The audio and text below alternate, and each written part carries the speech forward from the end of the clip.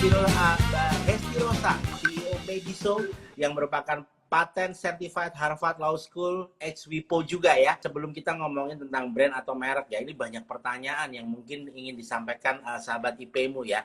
Baik, bisa diceritakan sih sebetulnya awal berdiri Mediso ini gimana nih Mbak Hesti? Kalau ditanya sebenarnya gimana asal mulanya gitu ya, kenapa kok akhirnya ada Mediso dan sebagainya. Jadi memang berangkat dari sempat mengalami hal yang sangat-sangat ribet gitu. Jadi dulu sempat memang backgroundnya adalah sempat kerja di salah satu law firm di Jakarta yang memang setiap kali pelaku usaha atau entrepreneur itu selalu tanya hal yang sama gitu loh Bang. Jadi sesimpel kalau kita tahu ya merek itu kan gini, nggak semudah kayak kita create akun username Instagram. Oke. Nggak semudah kayak kita harus cari domain gitu ya untuk website kita. Nah, memang faktanya merek ini cukup panjang prosesnya, bahkan ya nggak sesimpel itu gitu.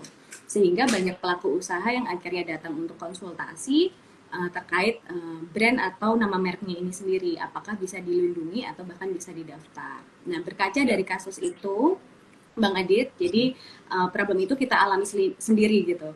Proses panjang, terus susah cari nama dan sebagainya. Sampai akhirnya saya ketemu salah satu partner yang memang beliau khusus bergerak di bidang IT gitu, yang memang akhirnya segala proses panjang ini bisa diotomasi melalui khususnya AI gitu. Sehingga akhirnya selain membantu pelaku usaha, justru bahkan sangat-sangat memudahkan bagi teman-teman praktisi atau biro jasa lain gitu. Jadi effort yang biasanya misal sesimpel gini, saya kasih gambarannya adalah dulu kalau ngecek nama, misal ya IP-mu misal, apakah IP-mu ini sudah didaftarkan banyak pihak atau ternyata malah memang masih unik gitu.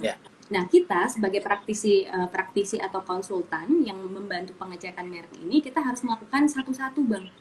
Jadi kita harus cek tuh nama IP-mu ketika, nah IP-mu itu kata IP-mu sendiri itu sebenarnya tidak sama persis. Jadi kita, dulu saya tuh harus ngeceknya satu-satu gini. IP-mu jika IP-mu U-nya 2, pelafalan ya. Karena memang kemiripan itu kan pelafalan. IP-mu jika U-nya panjang 2, apakah sudah ada? IP-mu misal pakai fonetiknya adalah diganti dengan I bukan Y, itu apakah ada? Nah, proses itu kalau dulu saya harus memakan satu brand atau satu nama merek, itu bisa sampai 1 hari lebih lah, untuk benar-benar ngecek ya. Bayangkan kalau kita ngeceknya itu 1 hari ada 50 klien. Wow. Harus berapa tuh antri panjang banget, kita harus ngecek manual satu-satu, beneran nggak ada. Nah, apa panjangnya lagi, fatalnya lagi, itu memang ada pembagian klasifikasi kategori bisnis. Kita biasanya sebutnya kelas merek. Jadi kalau sahabat IP-mu yang memang sudah sempat pernah daftar merek, itu akan tahu tuh masuknya kategori mana. Gitu. Nah itu beda lagi gitu. Jadi proses itulah yang mendasari akhirnya kenapa sih ada Mediso, karena itu sebenarnya adalah kita mengalami part itu gitu, bahwasanya ternyata ketika bertemu dengan salah satu partner kami, beliau ternyata expert di bidang itu, sehingga akhirnya dari sisi pengetahuan trademark dan juga dari sisi otomasi sistemnya itu seperti apa, nah hadirlah Mediso, singkatnya gitu Bang Adi. Oke. Tapi mungkin ada juga sahabat IPmu atau mungkin teman-teman yang di luar sana sebetulnya ngapain sih harus ribet-ribet merek? Ya udah jualan aja, bisnis aja. Merek kan merek yang saya pikirkan sendiri, yang saya buat sendiri gitu. Sebetulnya pentingnya atau mungkin adakah efek hukumnya apabila sebuah bisnis memiliki brand yang mungkin entah itu tadi mungkin Mbak Hesti menyampaikan ada sama kategori atau kelasnya atau bahkan sama penyebutan lafalnya atau penulisannya. Nah, itu bagaimana nih Mbak Hesti? Mungkin biar sahabat IPmu ini juga sahabat IPmu Talk ini juga bisa tahu, oh ternyata sampai segitu ya. Kalau seandainya terjadi ada kesamaan, ternyata ada. Nah, bagaimana nih Mbak Hesti? Sebelum jauh sampai ke lini hukum gitu ya, saya akan ngasih gambaran dulu seberapa ribet ketika seberapa akhirnya kita benar-benar penyesal di akhir ketika kita nggak tahu pentingnya merek atau melindungi merek itu sendiri. Saya kasih contoh adalah gini, ini UMKM kita nggak ngomongin lah, kita tahu lah ada case geprek bensu dan sebagainya, tapi sebenarnya faktanya juga yang menarik adalah banyak sekali pelaku usaha yang datang ke saya itu mengalami hal yang serupa sebenarnya. Cuman bedanya nggak ke expose aja kayak geprek-geprekan itu gitu ya.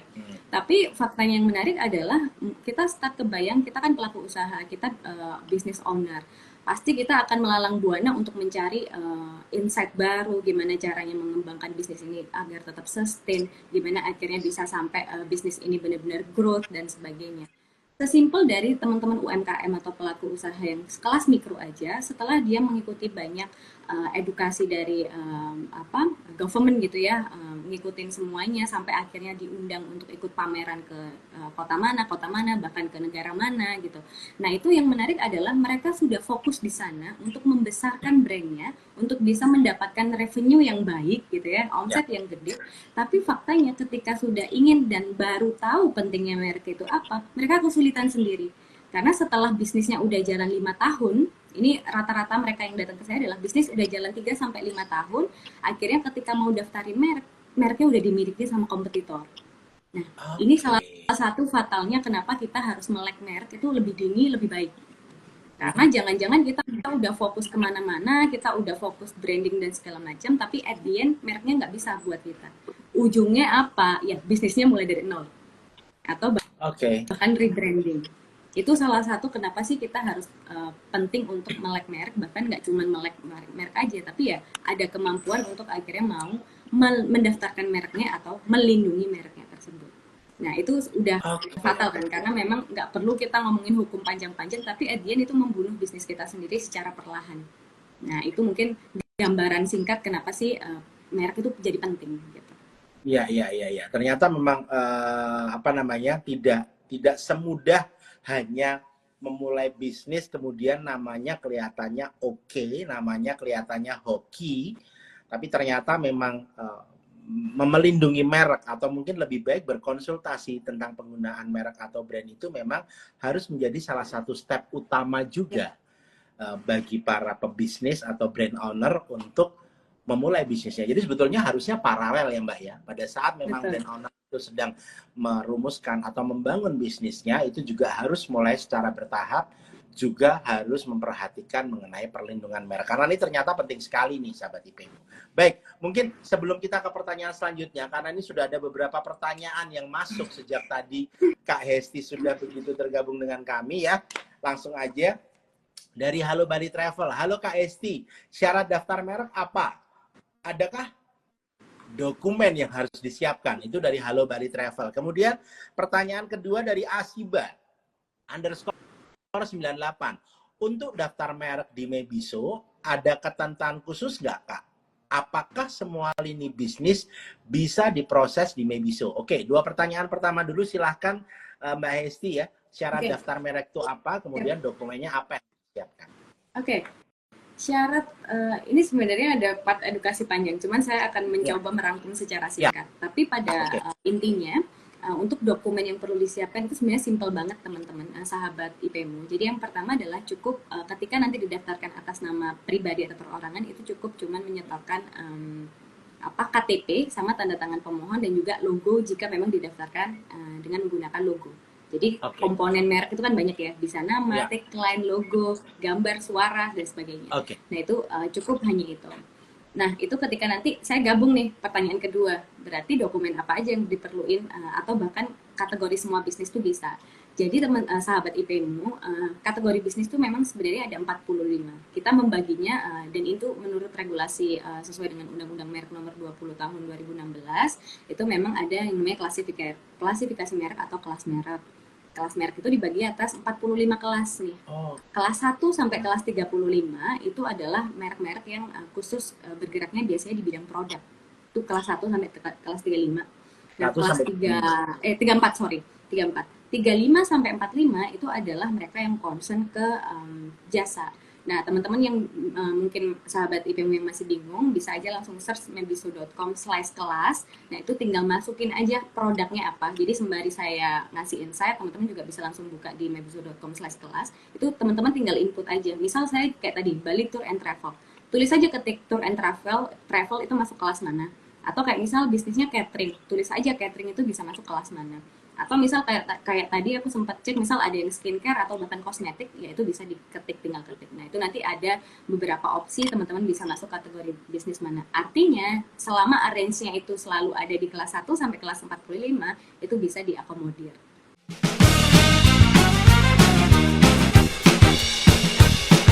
Ada 512. Budget yang perlu dikeluarkan berapa Mbak? Dan berlaku sampai kapan? Apakah PT perseorangan atau PT atau CV sama harganya? Wah, langsung ngomongin masalah harga nih. Aduh, padahal pertanyaannya masih banyak nih. Langsung harganya berapa Mbak Esti? Jadi memang biaya yang cukup dikeluarkan itu kalau melalui jasamerk.com itu juga salah satu bisnis kami juga. Maksudnya under PT Mebiso, jasamerk.com itu memang 2.800.000 teman-teman, sahabat IPmu. Jadi 2.800.000 itu per merek per kelas yang tadi saya sempat infokan. Jadi per kelas itu biayanya sebesar 2,8. Nah, khusus untuk yang 2,8 ini sebenarnya benefit apa? Itu teman-teman udah sampai yang pengecekan merek sampai monitoring itu udah all in di sana. Nah, itu untuk biaya, kalau tanya Mbak berapa sih biayanya di Mebiso gitu ya, itu 2,8 per merek per kelas. Gitu. Oke. Itu berlakunya sampai kapan nih, Mbak? Oke. Oh iya, tadi ada pertanyaan seperti itu. Jadi teman-teman, ini yang perlu saya highlight lagi adalah proses merek tadi kan memang nggak mudah. Nah, faktanya lagi, proses untuk bisa outputnya bisa langsung didaftar, itu memang ada proses 18 bulan. Makanya kenapa saya tadi bilang perlu dimonitoring. Nah, perlu dimonitoring ini memang ada status-status krusial yang teman-teman juga harus perhatikan secara siaga gitu, karena ada waktu tenggang waktunya. Kalau ini nanti dapat notifikasi tapi nggak dijawab, nah itu akan fatal, akan berakhir ditolak. Nah, proses ini sebenarnya dengan investasi hanya 2,8 juta teman-teman, perlindungan merek itu berlakunya 10 tahun. Jadi hanya 2,8 berlakunya 10 tahun perlindungannya. Betul.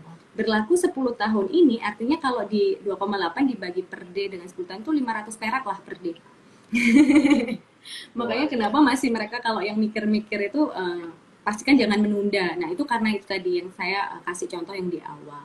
Nah, itu satu. Nah, dilindunginya adalah sejak sahabat IPmu nanti memohonkan, dapat surat permohonan, bukti permohonan daftar, nah itu sudah berlaku dilindungi. Sembari menunggu proses tadi. Apakah nanti pemeriksa merek itu melihat ada yang sama? Apakah nanti pihak luar itu melihat, oh ternyata misal ada yang sama juga pas proses. Nah, ini proses status krusial yang tadi saya sampaikan. Apakah PT perseorangan atau PT CV sama harganya?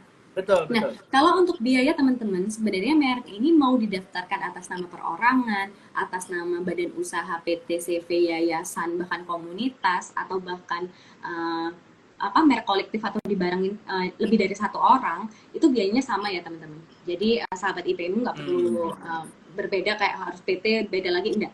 Jadi untuk biaya itu pemohonnya siapa saja itu harganya sama. Baik, pertanyaan berikutnya dari Cahya.12. Apakah logo juga termasuk dalam pendaftaran merek atau perlu didaftar terpisah?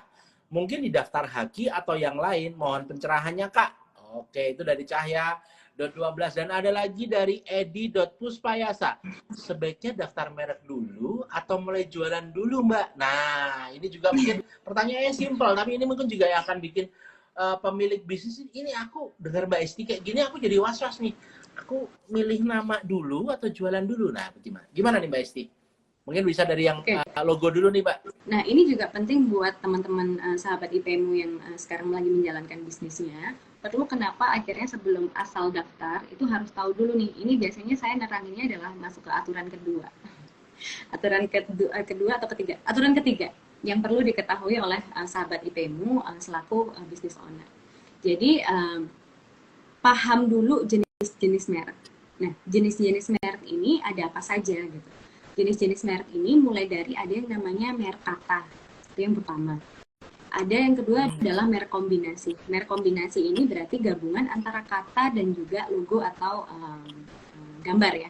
Itu yang merek kombinasi. Yang ketiga ada juga merek logo saja atau merek gambar. Jadi kayak contoh, ini saya karena kita lagi bahasnya brand, jadi saya sebut brand nggak apa-apa ya. Nggak apa-apa. Jadi misal kalau logonya misal kayak saya lihat IPmu misal punya contoh logo yang cuman logo saja, itu juga bisa didaftarkan. Ada juga merek yang tagline. Jadi kalau misal IPmu punya tagline khusus gitu ya, atau kalau Mebiso misal punya yakin merek milikmu seorang gitu. Nah, misal itu pun juga bisa didaftarkan.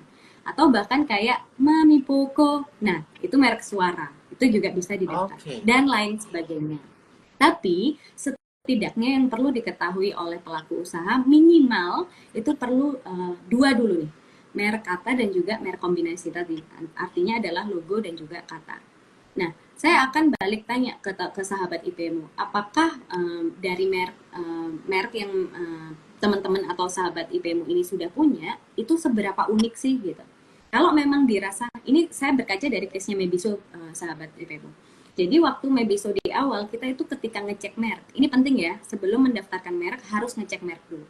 Cek merek ini ketika saya mau mendaftarkan merek Mebiso, saya cek, saya yakini, kami yakini kalau Mebiso ini memang benar-benar unik, dan setelah kami cek memang ternyata valid, belum ada yang miliki. Nah, saat itu kami memutuskan untuk akhirnya Mebiso ini saya daftarkan lebih dulu tanpa nunggu logo. Karena satu, saya udah bisa memvalidasi kalau merek ini unik dan benar-benar belum ada yang punya. Maka merek kata tanpa logo saya akan daftarkan duluan. Nah, ini akan sangat mudah untuk teman-teman yang yakin mereknya unik ini tadi, bisa cuman kata aja. Gitu. Lalu seiring berjalannya waktu, betul. Ini tapi based on kalau kata dipastikan mereknya benar-benar unik ya, supaya nggak ada celah orang lain mau ambil. Oke. Ya, terus yang kedua adalah ketika berjalan seiring berjalannya waktu, kita udah punya logo nih, website kita udah mulai ada, gitu. Jangan sampai menerbitkan juga celah-celah oknum yang tidak bertanggung jawab ini dengan melihat adanya logo Mebiso dan mungkin sudah mulai dikenal orang, akhirnya dimiliki oleh orang lain, sehingga kita daftarin paralel juga Mebiso yang dengan logo. Bahkan kalau teman-teman tahu Mebiso, kalau teman-teman ngecek di mebiso.com terus klik Mebiso gitu ya buat ngecek, logo hitam putih itu kami daftarin, Bang. Sampai segitunya.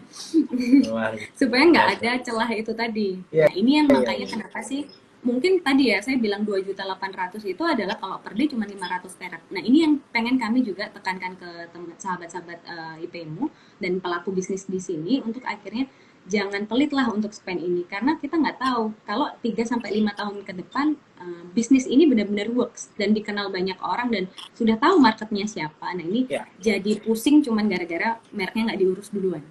Nah, ini yang mungkin sahabat IPmu harus tahu dulu. Jenis merek itu tadi dibagi ada beberapa tadi. Yang pertama jenis merek kata dan juga kombinasi. Nah, setidaknya teman-teman bisa tahu nih. Bahkan ketika ngomongin setelah itu ada juga yang namanya kelas tadi. Kan prinsip di Indonesia itu prinsipnya ada 4, Bang. Jadi satu, prinsip perlindungan di Indonesia itu ada satu. Yang pertama ada first to file system. Siapa cepat dia berhak. Kalau mau dapat perlindungan ya daftarin dulu mereknya supaya bisa dilindungi. Lalu yang kedua ada hak eksklusif atau exclusive right. Ini adalah hak yang bisa dimiliki oleh pemohon atau pemilik bisnis ketika memang sertifikatnya udah terbit. Tapi yang perlu digarisbawahi adalah untuk perlindungannya itu dimulai bukan saat sertifikatnya keluar, tapi benar-benar saat kita udah mohonkan. Yang tadi aku bilang 10 tahun tadi. Ya. Prinsip yang ketiga itu adalah principle of territoriality. Artinya merek yang didaftarkan di Indonesia nggak serta-merta di negara luar udah terlindungi karena teritorial. Kalau mau ekspor ya berarti didaftarin atau bahkan punya produk ekspansi bisnisnya mau ke luar negeri ya maka harus didaftarin di negara tersebut. Jadi kalau di Indonesia udah didaftar, kalau ada ekspansi bisnis ke luar negeri ya maka perlu dilindungi. Itu prinsip ketiga, principle of territoriality. Yang keempat, ini principle of speciality. Artinya apa? Artinya adalah merek ini dilindungi berdasarkan kelas merek tadi. Kalau Mebiso cuma didaftarin di kelas 9, means itu adalah platform, ya cuma didaftarin, dilindunginya di kelas 9.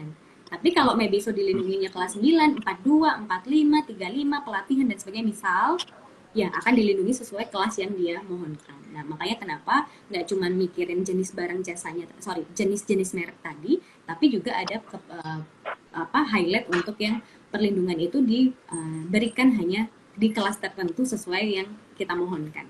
Nah, tadi udah dapat 2 insight ya, jadi jenis-jenis merek aja. Prinsip perlindungan merek di Indonesia seperti apa?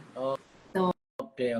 Berarti kalau boleh saya, ini pertanyaan yang dari Cahya 12 tadi, untuk seperti kayak logo itu juga bisa ya, mungkin di pendaftaran merek lewat Mebiso pun juga bisa ya? Bisa ya. Kemudian kalau yang berkaitan dengan seperti institusi seperti Haki atau yang lain seperti Haki itu bagaimana nih Kak?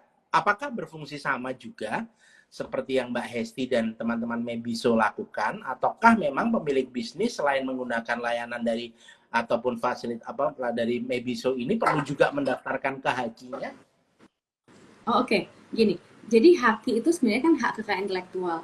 Hak kekayaan intelektual itu kan dibaginya banyak ya Bang Adi. Jadi ada merek, ada hak paten, ada hak cipta, ada desain grafis dan sebagainya, bahkan sampai rahasia dagang. Ini semua kan undernya adalah Direktorat Jenderal Kekayaan Intelektual atau DJKI, yang mana memang undernya Kemenkumham, gitu ya. Kemenkumham. Nah, ketika didaftarkan melalui Mebiso, artinya itu juga kita membantu untuk itu sudah dimohonkan ke DJKI tadi.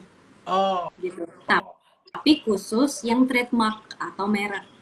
Gitu. Khusus yang kelas merek atau trademark yang aja untuk, ya? Betul, yang untuk jenis kekayaan intelektualnya yang bagian dari merek saja. Tapi kalau di teman-teman yang lain ternyata, Mbak, aku adalah misal dia punya beberapa kayak lukisan atau bahkan kayak hak cipta, lebih ke kayak musik dan sebagainya. Nah, itu kan maka fungsinya beda lagi, hak cipta beda lagi gitu. Tapi kalau untuk Mebiso, mungkin kayaknya kita tadi belum kenalan jauh udah dibombardir pertanyaan ya Bang Adi. Iya, betul sekali. Makanya saya jadi loncat-loncat nih. Tapi ternyata banyak sekali komen yang ternyata sudah, wow, luar biasa ini. Daging semua soalnya kontennya nih.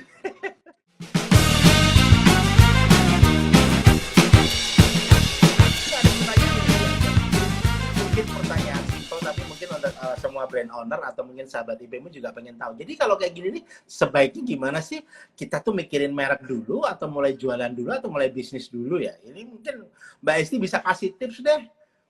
Di kontennya Mebiso itu banyak banget teman-teman insight yang memang kayak contohnya sesimpel sampai kopi kenangan itu dari dia berdiri sampai akhirnya dia daftarin merek itu berapa tahun, itu banyak banget di kontennya Mebiso. Teman-teman juga bisa langsung kunjungi Instagram Mebiso, itu banyak banget insight. Tapi sebelum ke sana saya akan menjawab pertanyaan yang baiknya apakah nama dulu ataukah jualan dulu. Dirasa ketika itu bisa paralel sebenarnya gitu. Tapi kalau memang ternyata bisa dibuktikan setelah teman-teman udah ngecek merek dan sudah bisnisnya sudah benar-benar diyakini akan diseriusi gitu ya, akan diseriusi dan akan benar-benar ini ide saya yang memang saya yakini akan komitmen saya akan terusi 3 sampai 5 tahun ke depan ini works ya kan. Maka untuk spend money 2,8 untuk mendaftarkan merek itu sah-sah aja, nggak masalah. Tapi bisa juga sembari, misal Mbak saya pengen sembari juga ini bisnisnya ini beneran valid nggak di market, kalau bahasanya startup kan gitu ya. Apakah ternyata produknya kita itu beneran nggak diterima sama market, ada nggak marketnya. Kalau dirasa itu sudah di tahapan, sudah masuk ke tahapan yang validasi market, ternyata memang ada marketnya dan sudah ada rencana jangka panjang, nah itu setelah itu didaftarin merek juga nggak masalah.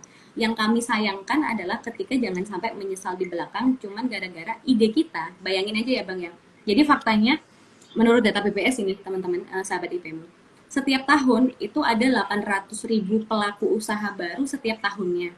Artinya apa? Jangan sampai ide kita yang menurut ide kita itu ide beneran, ide orisinil. Next ke depan ternyata ada nih, misal saya di Surabaya saya punya ide Mebiso. Tapi jangan-jangan teman-teman pelaku usaha yang ada di Kalimantan itu sebenarnya juga ada misal kepikiran Mebiso. Nah, ketika itu ditabrakkan sama suatu kenyataan yang ternyata idenya nggak sengaja sama, nah ini kan jadi menyesal lagi. Nah itu sih. Betul. Tapi kalau memang ternyata memang sudah yakin dan memang mereknya masih unik, nah itu pesan saya satu, jangan menunda. Gitu. Baik, sahabat IPmu. Jadi silahkan mau jualan dulu atau mau memikirkan merek dulu, itu semuanya sebetulnya terserah dari sahabat IPmu. Tapi di sini diingatkan oleh Mebiso, teman-teman Mebiso ya, bahwa jangan sampai nanti ada penyesalan di belakang. Ya, betul sekali. Saya setuju sekali bahwa terkadang sekarang kita merasa bahwa ide bisnis kita ini adalah sudah sangat-sangat orisinil, tapi ternyata ada kesamaan di tempat lain, bahkan mungkin kesamaan dari ide ataupun pelaksanaan bisnisnya. Pertanyaan selanjutnya, Mbak, langsung ini. Mbak, apa artinya kalau saya daftar di satu kelas, orang lain bisa mendaftarkan merek sama, tapi mungkin di kelas yang berbeda? Nah, ini bagaimana nih? Kemudian ada lagi, kemungkinan nggak pengajuan merek itu ditolak, Mbak? Kalau ditolak, mau nggak mau harus ganti merek dong. Oke, saya menjawab pertanyaan yang nomor 1 dulu. Balik lagi ke prinsip perlindungan merek tadi di Indonesia yang soal principle of specialty. Memang sangat possible ketika jawabannya adalah bisa. Jadi ketika saya punya Mebiso tadi misalnya, IP-mu dia concern di financial atau pembayaran gitu ya, di soal pembayaran. Tapi ternyata IP-mu mau didaftarin di kelas kosmetik atau di kelas catering, ya bisa-bisa aja. Karena balik lagi ke principle of specialty tadi, dilindungi berdasarkan kelas sesuai dengan ini. Jadi sangat-sangat bisa. Tapi yang perlu digarisbawahi adalah selama kelasnya itu tidak bersinggungan atau bahkan marketnya berbeda, itu masih possible. Tapi contoh akan jadi tidak possible atau ada kemungkinan juga dimiliki orang lain atau tidak, itu ketika kelas bersinggungan itu contohnya kayak gini. Saya yang paling gampang adalah misal coffee. Coffee saya punya roasted bean-nya. Saya pengelola bean-nya ini, saya punya produknya. Tapi di sisi lain saya juga punya coffee shop-nya. Nah, antara coffee shop dan juga produk, ini kan kalau produk biji kopi itu bisa masuk misal di kelas 30 misal. Nah, sedangkan coffee shop di kelas 35 atau di 43, saya lupa, 43. Nah, itu adalah salah satu kelas yang bersinggungan karena secara nggak langsung marketnya akan sama. Nah, akan berbeda ketika misal kita tahu lah Puma itu brand fashion yang udah gede banget. Betul. Misal. Tapi ternyata kalau saya jualan aki, ya saya bisa jualan Puma di kelas 1. Karena kategori bisnisnya beda. Nah, itu yang salah satu contoh kenapa akhirnya banyak brand terkenal yang dia ngelindungin mereknya itu nggak cuma di satu kelas, tapi almost di semua kelas. Luar biasa, ternyata ini hal-hal yang mungkin selama ini kita menganggap nanti saja gampang, tapi ternyata ini juga sangat berpengaruh yang cukup besar ya Mbak ya. Dan ini mungkin juga menjawab kemungkinan nggak pengajuan merek itu ditolak karena berkaitan dengan yang mungkin pendaftaran ataupun kelas yang telah diamati ternyata ada kesamaan.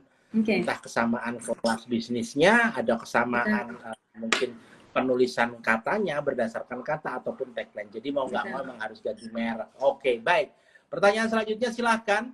Dari Aksa_Jimmy. IP-mu ada rencana open payment crypto nggak? Oke, untuk Aksa Jimmy silahkan aja langsung hubungi websitenya IP-mu atau kontak support IP-mu nya di 081936972473. Kita lagi ngomongin merek Bro Aksa ya.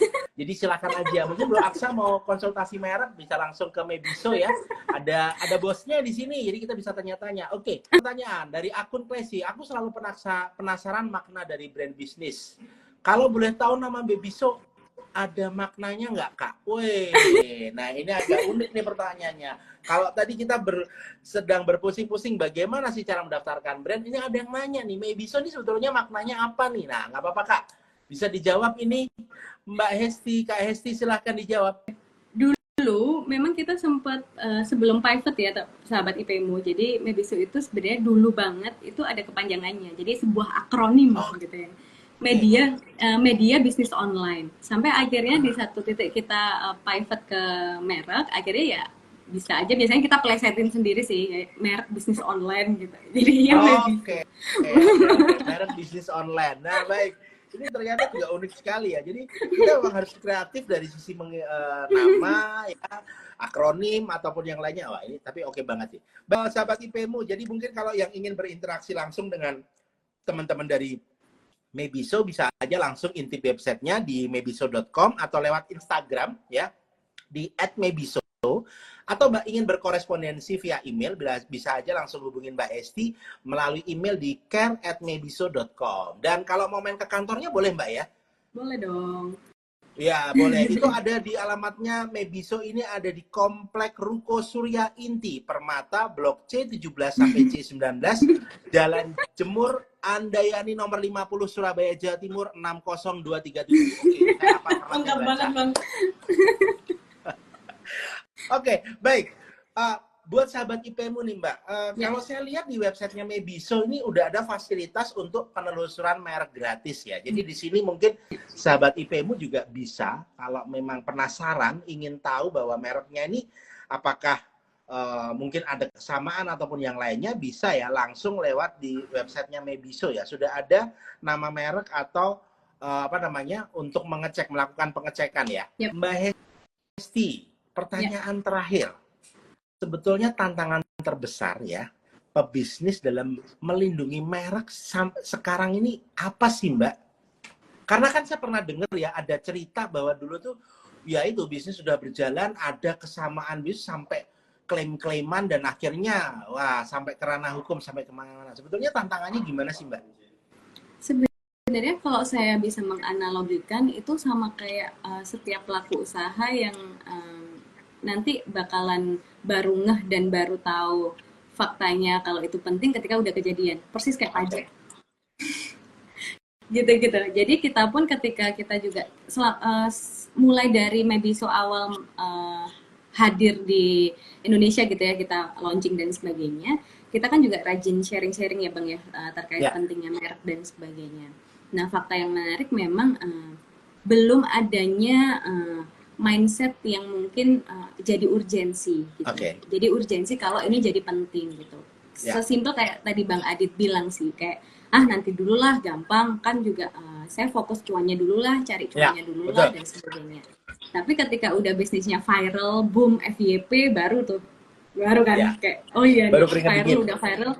Yes, terus ada beberapa oknum yang tadi yang sudah memang ada tugasnya dia mencari cuan dengan cara memantau bisnisnya orang. Nah, ini kan jadi yang jadi susah sendiri untuk akhirnya. Nah, itu tantangan terberatnya adalah membuat ini suatu urgensi yang penting dan akhirnya untuk bahasanya kami biasanya adalah melek merek. Itu yang sebenarnya tantangan. Jadi nomor satu adalah edukasi sih untuk kita tahu, memberikan wawasan ke pelaku usaha kalau sebenarnya kalau udah terjun di dunia bisnis ya dengan segala resikonya ya, kalau memang ternyata fokusnya mau growth dan bahkan sampai sustain ya itu jadi part penting gitu. Merek itu jadi part penting. Nah, mengedukasi itu yang jadi sangat-sangat challenge ya, jadi tantangan. Kalau dari Mbak Esti sendiri, bahwa memang sebetulnya tadi kalau kita sudah kita tarik pembicaraan kita ke beberapa menit yang lalu ya di awal-awal pembicaraan. Mungkin Mbak Hesti buat sahabat IPmu kembali mengingatkan sebetulnya tips untuk pebisnis berkaitan dengan merek ya. Tadi sebetulnya sudah di-highlight bahwa jangan nanti, tapi mulai dipikirkan paralelnya. Tapi apakah ada tips untuk memilih? Karena kan ini berkaitan dengan unik ya. Ada nggak sih Mbak dari Mbak Esti tips untuk memilih ataupun menentukan merek yang unik dan memiliki kemungkinan bahwa oh ini benar-benar jarang ada yang pakai? Itu tipsnya gimana sih biar orang ataukah mungkin hanya lihat di Mebiso dengan kelasnya atau bagaimana? Ada tipsnya? Ini sebenarnya 2 jam biasanya saya kalau ngasih tips ini. Oke Bang, jadi gini sahabat IPmu, yang perlu dipastikan ketika tips and trick tadi, yang nomor satu pasti jangan asal-asalan daftar dulu. Jadi yang penting adalah satu harus ngecek mereknya dulu. Nah, ketika ngecek mereknya ini ternyata ditemukan hal yang serupa dan sama, biasanya saya akan ngasih poin utamanya adalah bisa menambahkan kata unik baik di belakang atau di depannya. Nah, itu terserah, itu biasanya bisa. Yang penting bisa jadi pembeda. Contoh. Contohnya adalah misal katakanlah ini tapi yang jangan umum ya. Contoh misal ini biasanya terjadi ketika bisnisnya banyak banget kuliner. Ketika kita ngomongin Serabinoto Suman, Serabinoto Suman itu kan banyak banget. Nah, itu pembedanya bisa di by namanya. Apakah Nyonya Handayani, apakah Nyonya Citra, apakah Nyonya Hesti, misal dan sebagainya. Itu sama juga biasanya berlaku juga di skincare atau di kosmetik. Nah, tambahan kata unik ini pun yang akhirnya biasanya juga akan jadi kendala juga kalau teman-teman ternyata Mbak saya udah cetak packaging, nah itu resiko lagi tuh, udah 1000 packaging kemasan udah saya cetak semuanya tapi nggak mungkin saya harus rebranding kan, itu sebenarnya salah satu jadi rebranding. Jadi parameter yang harus bisa diakalin adalah tetap nama intinya produknya apa itu tetap dibuat itu, tapi ada tambahan lagi dikit aja. Biasanya bisa diakali misal dengan logonya atau apapun itu, tapi yang penting itu adalah bisa jadi pembedanya, unsur pembedanya. Dan pastikan jangan menggunakan kata umum.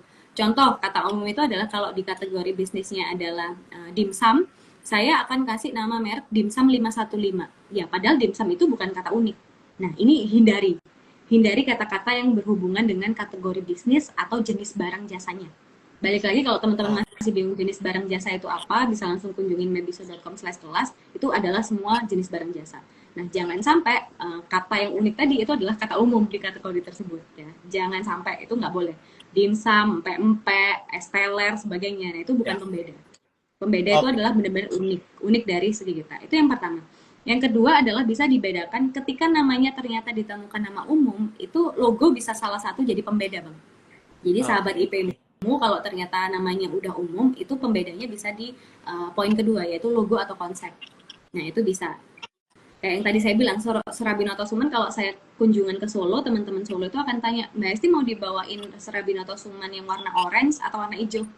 Nah, ini adalah sebenarnya marketnya sama, tapi ternyata orang-orang tuh udah bisa identify kalau ini tuh beda, gitu.